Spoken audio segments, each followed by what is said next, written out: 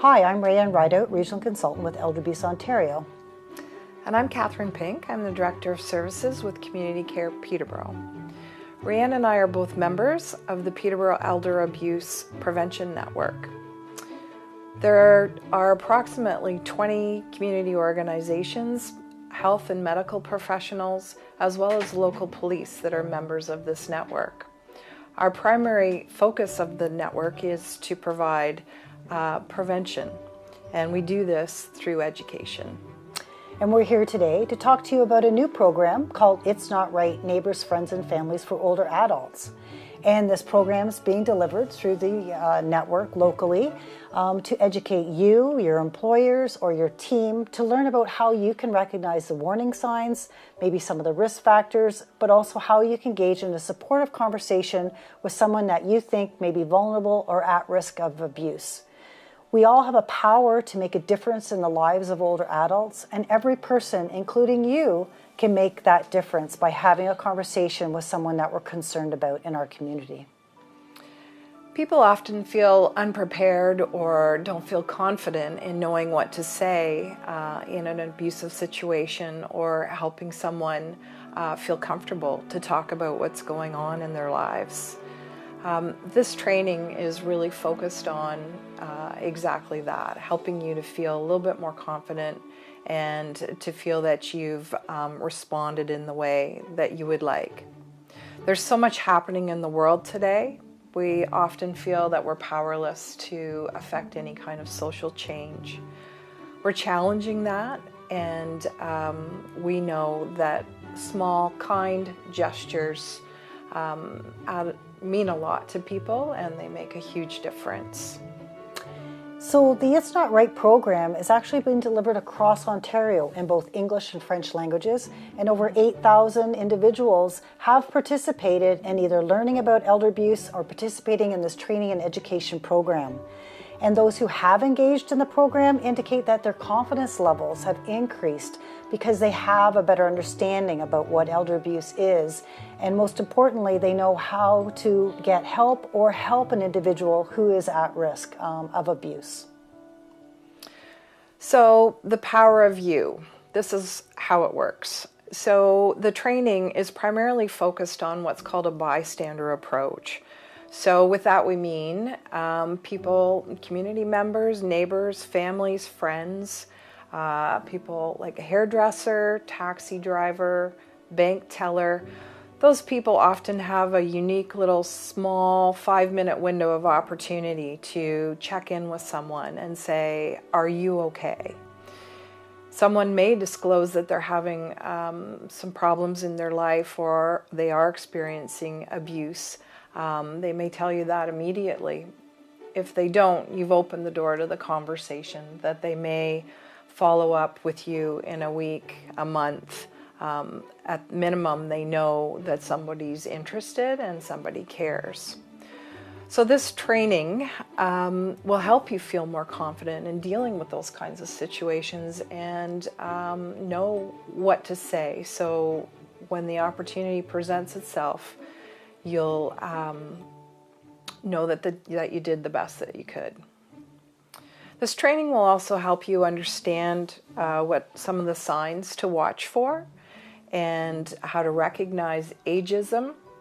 We'll also increase your knowledge about services and community resources that are available to you to help others. And we'll also focus on identifying and helping you understand how to identify abusive behavior. And I think often we have people in our society that start stereotyping or believe that they know who the person that is typically abused or who is the person that exerts abusive behavior. There's a lot of misconceptions out there about that in terms of even thinking that it's only frail older adults who maybe are dependent or have cognitive impairments are the only ones who are experiencing abuse. But this program will educate you to figure out who is vulnerable and that it does cross all social and economic backgrounds of individuals. And we also talk about all forms of abuse. So we talk about financial abuse and emotional abuse, physical abuse, sexual abuse, as well as neglect. The one that we do get a lot of requests around is financial abuse, because unfortunately that's happening more in our society. And we see situations where maybe perhaps someone has moved in with an older adult, where they started to take control. It's over their banking, for instance, that they've taken their bank card. They haven't asked for permission or consent to access the funds, and they're using it for their own self-interest and not for the better good of the older adult they're caring for. Or even lack of privacy in that living situation. They take over the home for the older adult, leaving them feel isolated and not knowing what to do or who to ask for help. Quite often when people are experiencing abuse, they do become socially isolated. They're no longer engaging with friends. Perhaps they stop going to church. Perhaps we don't see them at events like Diners Club. Those are some signs and symptoms to watch for, that perhaps people are withdrawing and becoming more socially isolated. We need to learn how to reach out and engage with them, and to cause some sort of pattern interruption so that we can assist the person before the situation deteriorates. We know that the more socially isolated a person is, the more likelihood that the abuse will increase in terms of frequency and severity. The natural tendency in these kinds of situations is to try and solve the problem for the person, and that's part of our training. We'll help you understand how you can do that, but in a way that ensures the safety of the individual, as well as protects your relationship with that person and doesn't cause it to deteriorate. And I think we've all been in a position where we've seen or suspect that there might be something happening to an older person that sort of causes us concern.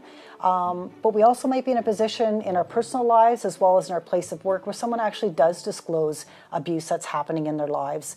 And we sometimes may think, well, I should have acted differently. I should have said something, responded in a different manner. But this training will provide you the opportunity to learn how we can actually open that door for the conversation to begin, because that's often a barrier and prohibits people from actually engaging and helping an older adult who's at risk.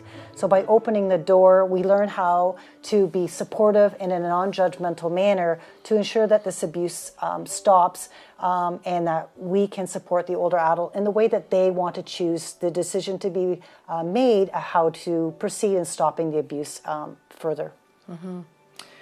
So if you're interested in this training and you would like us to come and meet with you at your workplace, with your community group, church group, it's a highly adaptable training program. We can do short half-hour lunch and learn type events. We can also organize perhaps a half-day event where we can include additional resources, such as our videos that come with this program. They're scenario-based videos that really enhance our learning and deepen our understanding about what abuse is. So if you'd like us to come and meet with you, please contact Community Care Peterborough or Elder Abuse Ontario, and we will follow up with you. And remember, if you were being abused, how would you want to be treated?